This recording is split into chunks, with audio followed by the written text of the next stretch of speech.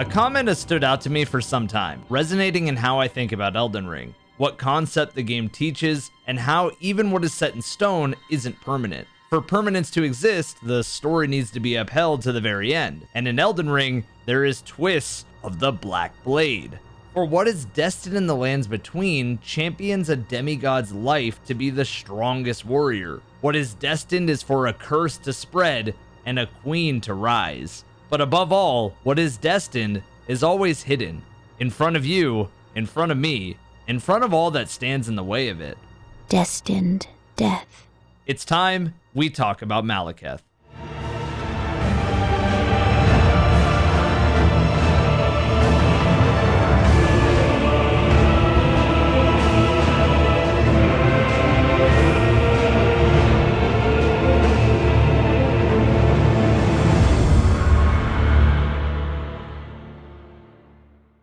I will be making a large dive into Elden Ring's hardest boss ever made, the Soldier of Godric, at 50k subs. And since about 97% of you guys haven't hit the button, please do. I want to ironically joke about how annoying YouTubers are who ask for a subscription, but there's a reason. It directly supports my ability to see my progression of this channel, and it makes me feel something again, ever since the wife and kids left me. Anyways, enjoy this one, guys. I'm very proud of how it turned out. It feels like it was a long time ago. The trip through Elden Ring for the very first time. The journey of a lifetime. One that you may never get back, but a unique experience nonetheless. Elden Ring was two dreams combined. One where Miyazaki somehow dipped into his bag and pulled out an even bigger present, and the other where George R.R. Martin finished his books. I can remember the rumors swirling ahead of E3 in 2019, being quickly dismissed as just rumors. And yeah, you could totally reason with that being fake. Two artists at the top of their game masterminding a new world, but open world, when Sekiro was released the same year and would go on to win Game of the Year. Time went on, and the creeping suspicion this wasn't going to happen blew up the spine of players. Doubt was also beginning to creep in, because we had seen the fall from grace the last great studio crunched into Cyberpunk 2077. Letting the entire world down, and especially their own staff. The good news for that game is the foundation had glowing golden magic still hidden under all that crunchy rust, and has now mostly made a recovery. I'll be saving a video on that story for another day. Right, getting back to Elden Ring.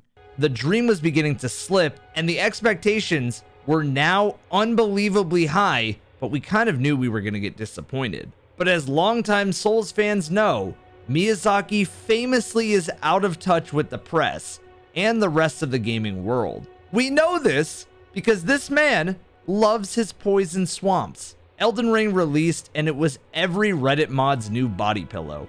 Lots of stains. Anywho, the world championed in the new era of FromSoft dominance, and everyone who wasn't sure if a Souls game was for them gave this one a shot. And I'm happy to say a lot of people stuck with the game. Don't let the anger of the easy mode Souls people get to you. When the game offered so many options to defeat bosses that everybody had something they could ask for. That's not to say the game is easy, but to longtime hardcore Souls players in fancy top hats and monocles who do level 1 hitless runs, the game just gave them more options to take down every boss the way they wanted. And for new players, you didn't know what you were getting yourself into. You earned yourself one free coupon to run straight to the castle. Emboldened by that flame of ambition, just step right up and fight this little old man at level 1.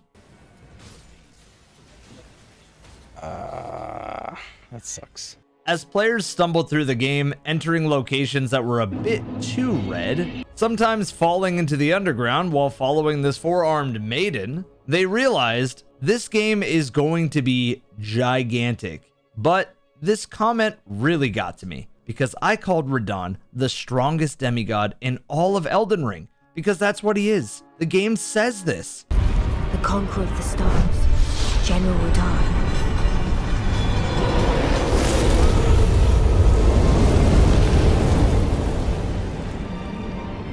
And the blade of Mikkel and Malenia the Seventh.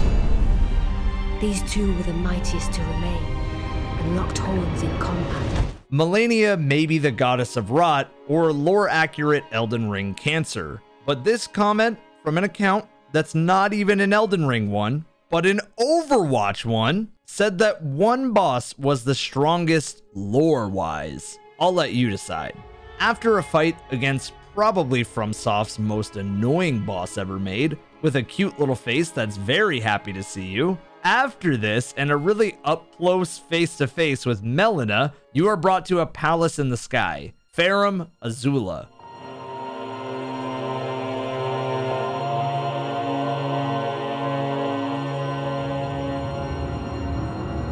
Now, we aren't here to talk about the history of this place or the importance of it quite yet. However, we are here to talk about some bosses, and unfortunately, before we get to the big good boy, we have to talk about Dumb and Dumber. After a trek through... excuse me, dragon. After a trek through the rooftops of Farum Azula, you're met face to face with not one, but two Godskins. The Godskins are interesting, as they worked under the Glowmide Queen, and their purpose was pretty straightforward. They wanted to kill gods. Well, it's not that simple. The Godskin peeler was used to rip the skin from gods, and the armor they're wearing is probably a nod to gods that they've killed, but you can see some faces, so it might be their direct skin. But these god hunts were long before the Erd Tree stepped in with the rule of Queen Marika. These two big old hairy fingers, think of them as Great Ones from Bloodborne. They chose the Glowmide Queen as an Empyrean to wield Destined Death and bring it down on Queen Marika, because everyone dies eventually, and while seen as evil, it is necessary to progress the world. The Godskin were raised from their birth by the Glowmide Queen, and while we haven't fought her yet, the Godskin are pretty ride or die for her. I mean, you'd have to be to skin gods for your mommy. So why are these two bozos here then? Well, they have been scattered amongst the lands between after something happened. You can find one in a village spreading influence and dance moves. One can be found on the way to Ranni's corpse because she isn't fully dead, even if her body is here, and the Godskins are true to their mission. Another can be found at the bottom of Radahn's Great Rune Tower, and after his defeat, you can find he was protecting the sword that fills in the reason the Godskins are spread out. According to the sword, someone named Malekith killed their mommy, the Glowmide Queen. All by himself, Malekith slipped past anyone in his way and killed her, even sealing away the rune of Destined Death. Damn you, Mercy Mane. You were probably onto something. Whoever this Malekith was, is still out there. And this time, we need two Godskins to go after him. This would become one of the most frustrating boss fights in all of Elden Ring. Oh my god.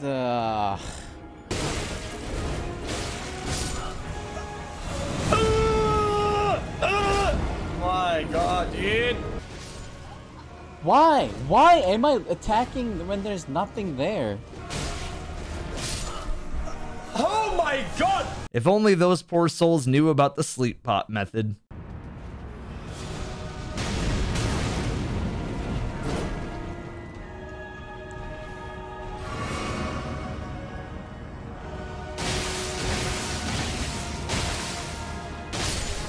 We sent in our best troops and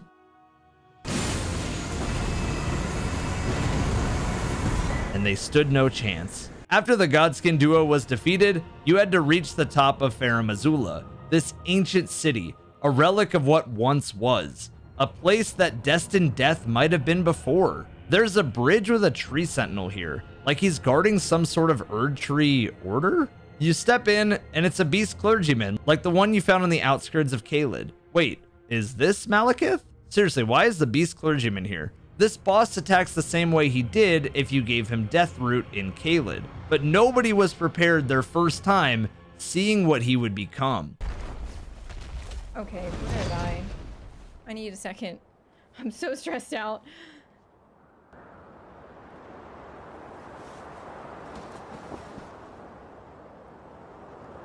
Oh, death. Become my blade once more.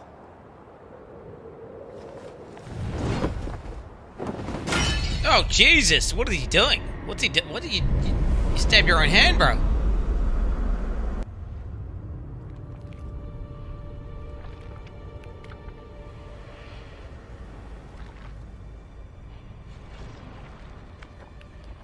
Oh, Lord. We've watched this cutscene more than any of the other ones. He is really pretty. Oh my god, who the hell is this? God, you are like Ludwig. Are you Blight's daddy? Can you imagine? Oh, that's why he's here. Oh my god. Malekith is my personal favorite fight in Elden Ring, and is an absolute spectacle to see in action. You are fighting the beast that wields Destined Death, and his sword will remind you of that too. Malekith is a ferocious beast who gives the player no room to breathe. You'd have to make a choice to either heal or hit once he's done with his long attacks. You get the feeling instantly why he was able to kill the Glomide Queen, and it's like his power is increased by wielding Destined Death. He is the only boss in Elden Ring that, canon-wise, can make sure you stay dead permanently. Seriously, Mercy Main, why did you have to bring this up? Malekith is my favorite boss in the game because his attacks are fast, they're powerful. The Destined Death red and black reminded me a lot of Sekiro's Mortal Blade. It's all on full display. But I think the real reason I love Malekith is when you think his combos are over, there's usually a twist that adds another move.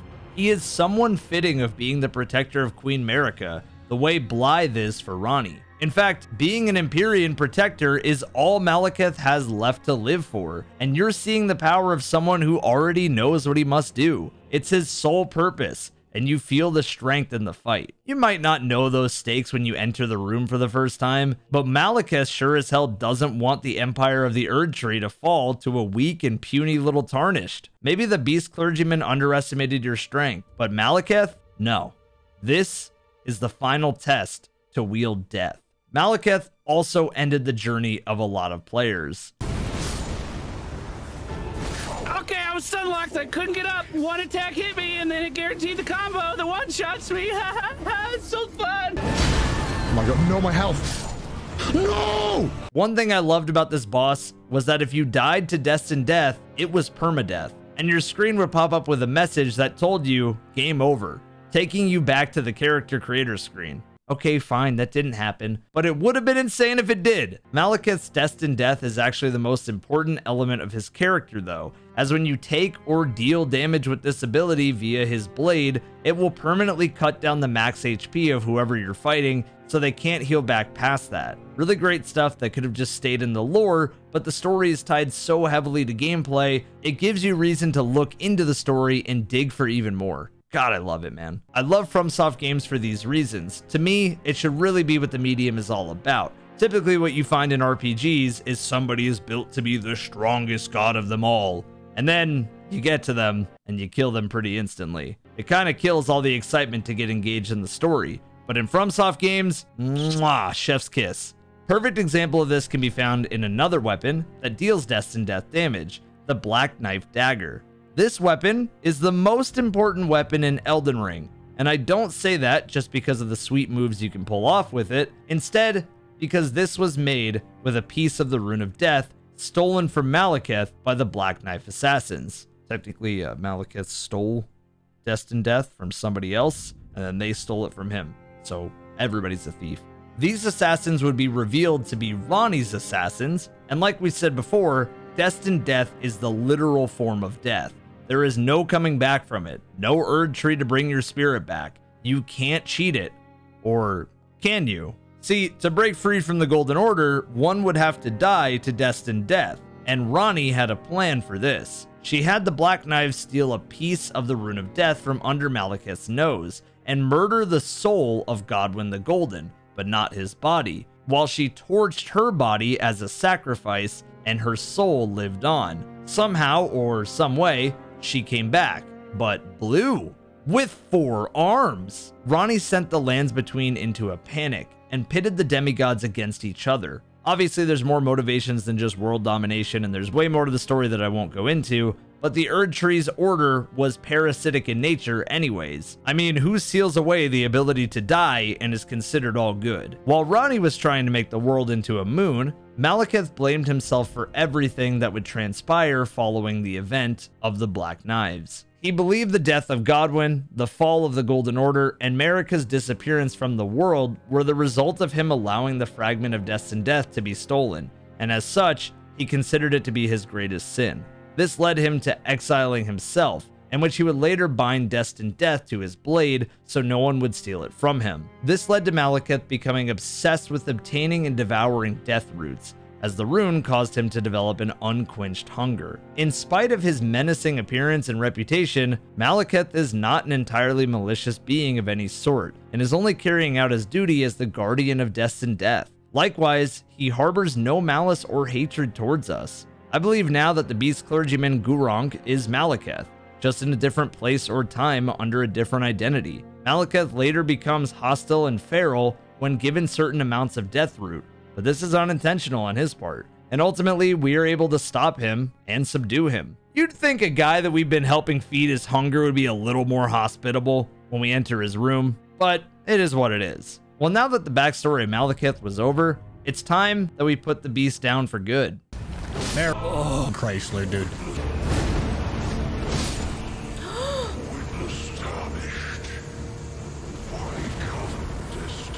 Is he fully dead? I need to make sure before I celebrate. He's got scarlet rot or bleed or something.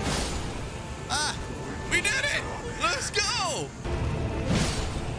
Content's over. I told you guys. Get him, Chad. Yes! I have to say now that I learned a lot of backstory about Malekith, and it's very tragic, like every character, but especially like Blythe. It seems the shadows that protect these Empyreans are pretty disposable to the royalty. And that's why we let Frenzy ride. Malekith also says some pretty powerful lines for his final send-off. Forgive me, Marika. The Golden Order cannot be restored. You touch the rune of Destined Death, and in doing so, you fall from the sky into the ruins that remain of Leyndell capital. And the lands between are shrouded by death's dark fate. But the flames will also burn the impenetrable thorns.